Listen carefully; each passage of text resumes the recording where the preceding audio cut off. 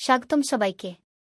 আজ আমরা জানব কিভাবে আমাদের ছোট ছোট দুশ্চিন্তাগুলো আমাদের জীবনকে অচল করে দেয়। চলুন একটা ছোট্ট গল্প শুনি গি।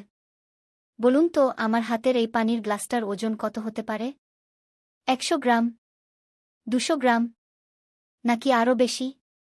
একটু বিরতি নিন, এর আসল উত্তর কিন্তু ওজনে নয়, বরং আমি এটাকে কতক্ষণ ধরে রাখছি তার উপর গু। এক প্রফেসর তার ছাত্রদের ঠিক এই প্রশ্নটাই করেছিলেন। সবাই যখন এক একটা ওজন বলছিল, প্রফেসর তখন হেসে বললেন, এর ওজন আসলে 1 গ্রাম না 1 কেজি, সেটা বড় কথা নয়।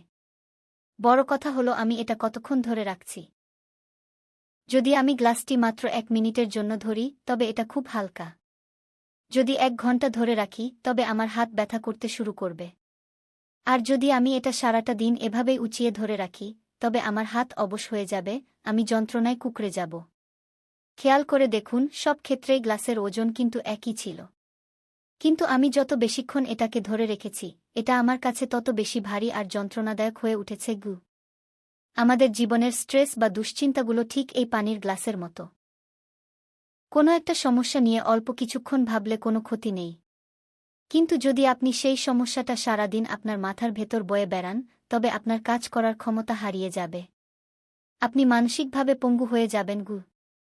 বন্ধুরা, আমরা প্রায়ই আমাদের অফিসের টেনশন, পড়াশোনার চাপ বা পার্সোনাল লাইফের সমস্যাগুলো ঘুমানোর সময়ও সাথে নিয়ে যাই। মনে রাখবেন, কালকের লড়াইটা জেতার জন্য আজ রাতে আপনার হাত এবং মস্তিষ্ক দুটোকেই বিশ্রাম দিতে হবে। তাই দিনের শেষে গ্লাসটি নামিয়ে রাখতে শিখুন। সব দুশ্চিন্তা ঝেড়ে ফেলে শান্তিতে ঘুমান গু। গল্পটি ভালো লাগলে লাইক দিন এবং আপনার সেই বন্ধুকে শেয়ার করুন যে সারাক্ষণ টেনশন করে। দেখা হবে পরবর্তী ভিডিওতে। আল্লাহ হাফেজ।